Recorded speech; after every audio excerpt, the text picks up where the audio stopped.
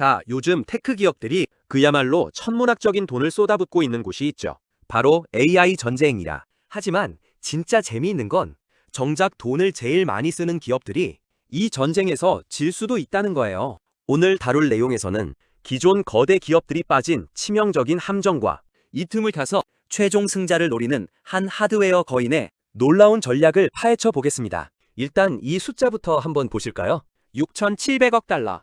우리 돈으로 대략 900조 원입니다. 마이크로소프트, 구글, 메타, 아마존 이 4대 빅테크가 오직 AI 인프라 하나만 바라보고 2026년에 쏟아부을 걸로 예상되는 금액이에요. 900조 원이라니 상상조차 안 되는 규모죠. 우리나라 1년 국가 예산이 600조 원대인 걸 생각하면 일개 기업 몇 호시 나라 하나를 통째로 운영할 돈보다 훨씬 많은 금액을 오직 AI라는 블랙홀에 밀어넣고 있는 겁니다. 데이터 센터 짓고 전력 끌어오고 칩 사느라 진짜 돈을 물쓰듯 하고 있습니다. 겉보기엔 이들이 AI 시장을 다 먹을 것 같잖아요. 그런데 여기서 아주 치명적인 비용 문제가 등장합니다. 현재 AI 시장을 주도하는 기업들, 1달러를 벌기 위해서 과연 얼마를 쓰고 있을까요? 놀랍게도 평균 1달러 67센트를 지출하고 있습니다. 그러니까 1,000원을 벌려고 1,600원을 쓴다는 소리예요. 서비스를 돌리면 돌릴수록 오히려 적자가 눈덩이처럼 커지는 그야말로 기형적인 구조인 겁니다.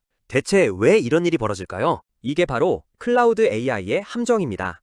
우리가 챗봇에 질문을 하나 던질 때마다 저 멀리 있는 거대한 데이터 센터가 윙윙 돌아가야 하거든요. 쉽게 비유하자면 라면 한 그릇 주문 들어올 때마다 전용 헬기를 띄워서 배달하는 꼴입니다. 배달비가 라면 값보다 비싼 거죠. 엄청난 전기 요금, 칩 유지비, 감가상각비 이 모든 게 다 비용입니다. 즉, 사람들이 AI를 활발하게 자주 사용할수록 오히려 기업 입장에서는 손실이 걷잡을 수 없이 커지는 구조적인 한계에 부딪힌 거죠. 자, 그럼 패러다임의 전환, 애플의 온 디바이스 전략에 대해 한번 살펴볼까요? 남들보다 AI 레이스에 늦었다고 평가받았던 애플이 이 구조적인 문제를 어떻게 돌파했는지 말이죠. 애플의 접근법은 기존 빅테크들과 완전히 달랐습니다. 막대한 돈을 들여 데이터 센터를 짓는 대신 우리 손에 있는 기기 자체에서 AI를 돌려버리는 온 디바이스 AI를 선택한 거죠. 사실 이건 진짜 천재적인 비용 전가 전략입니다.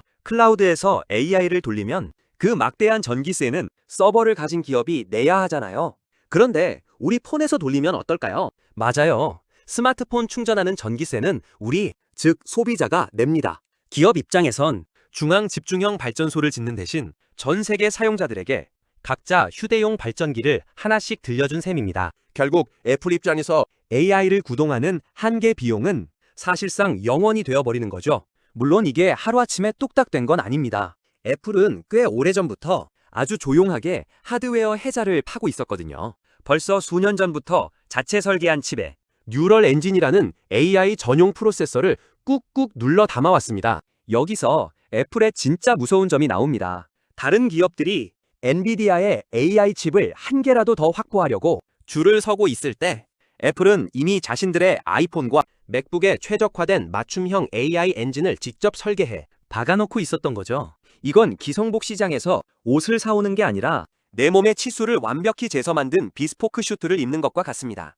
특히 HBM 같은 고성능 메모리와 시스템 반도체를 하나로 묶어 전력 효율을 극한으로 끌어올리는 기술력은 다른 소프트웨어 기업들이 단기간에 따라잡을 수 없는 영역이죠. 소프트웨어가 아무리 발전해도 따라올 수 없는 하드웨어만의 높은 벽, 즉 설계를 직접 하는 자만이 가질 수 있는 독보적인 효율성을 이미 완성해 두었던 겁니다. 남들이 거대한 클라우드 서버 구축에 열을 올릴 때 애플은 이미 여러분 손바닥 위에서 완벽하게 AI를 돌릴 준비를 끝내놓았던 겁니다. 그래서 애플은 전기를 엄청나게 먹는 거대 언어 모델 대신에 작고 똘똘한 녀석들을 씁니다. 대략 30억 개 정도의 매개 변수를 가진 소형 모델을 특정 작업에 맞춰서 아주 정교하게 깎고 다듬은 거죠. 이게 챗 GPT 같은 거대 모델에 비하면 좀 작아 보일 순 있는데 우리가 매일 쓰는 휴대폰이나 노트북의 제한된 환경에서 쌩쌩 돌아가기에는 진짜 이보다 더 완벽하고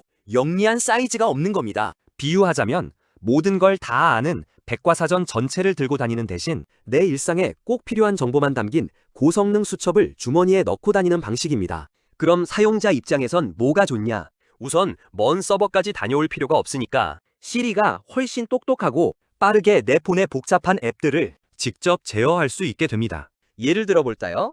작년 여름 휴가 때 엄마랑 찍은 사진 중에서 맛집 나온 거 찾아줘 라고 말하면 예전엔 클라우드를 거치느라 한참을 버벅였겠지만 이제는 내 폰 안의 AI가 순식간에 사진첩을 뒤져 결과물을 내놓습니다.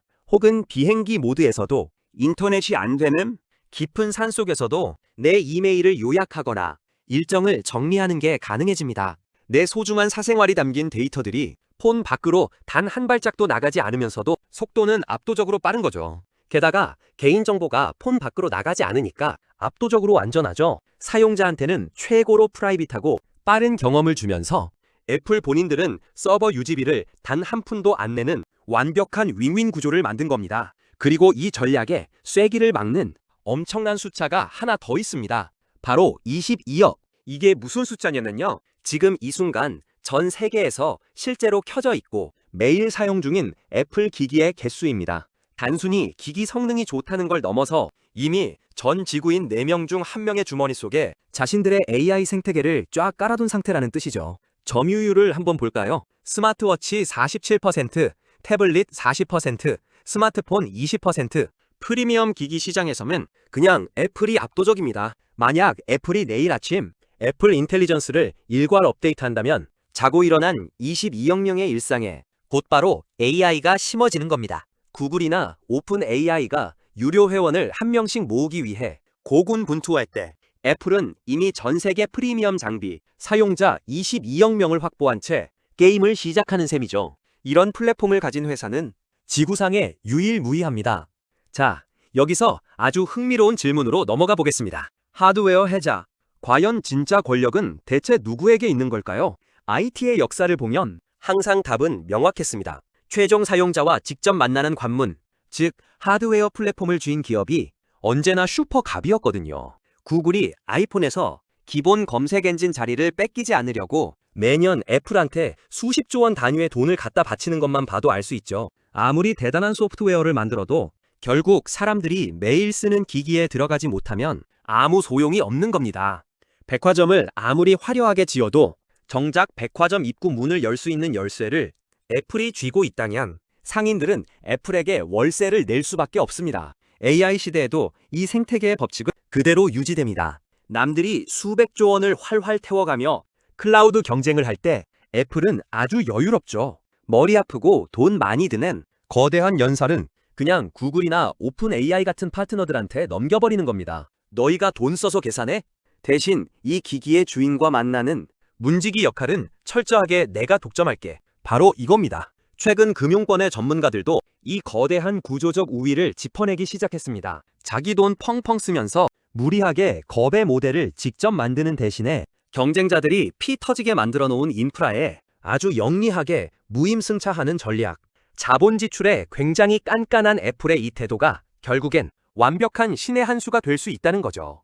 물론 이 전략이 무조건 승리한다는 보장은 없습니다. 애플이 선택한 작고 가벼운 AI 모델이 수조 개의 데이터를 학습한 거대한 클라우드 AI의 깊은 지능을 완벽히 대체할 수 있을지는 더 지켜봐야 하니까요. 복잡한 코딩이나 거대한 데이터 분석은 여전히 클라우드 AI의 몫으로 남을 수 있습니다. 충분히 똑똑한가? 와, 진짜 천재적인다. 사이의 간극을 애플이 어떻게 메울 것인지, 그리고 사용자들이 그 정도 지능만으로도 만족할지가 이 전략의 마지막 퍼즐이 될 겁니다. 자, 한번 생각해보죠. AI 기술 자체는 결국 어느 정도 상향 평준화가 될 겁니다. 나중에는 누구나 쓰는 전기나 수도처럼 일상적이고 당연한 기술이 되겠죠. 그럼 그 기술 평준화의 시대에 진짜 권력을 쥐는 건 누구일까요? 보이지 않는 클라우드 너머에서 수백조 원을 태우며 모델을 만드는 기업들일까요? 아니면 우리가 아침에 눈을 뜨자마자 집어들고 하루 종일 손에 꼭 쥐고 있는 그 기기의 통제권을 장악한 기업일까요? 오늘 준비한 내용은 여기까지입니다. 기술이 세상을 바꾸는 것 같지만 결국 그 기술을 우리 주머니 속에 집어넣는 자가 세상을 지배한다는 사실을 애플은 다시 한번 증명하려 하고 있습니다. 여러분은 과연 이 AI 전쟁의 최종 승자가 누가 될 거라고 생각하시나요? 오늘 영상이 좋으셨다면 구독과 좋아요, 알림 설정 부탁드립니다. 영상 제작에 큰 힘이 됩니다. 감사합니다.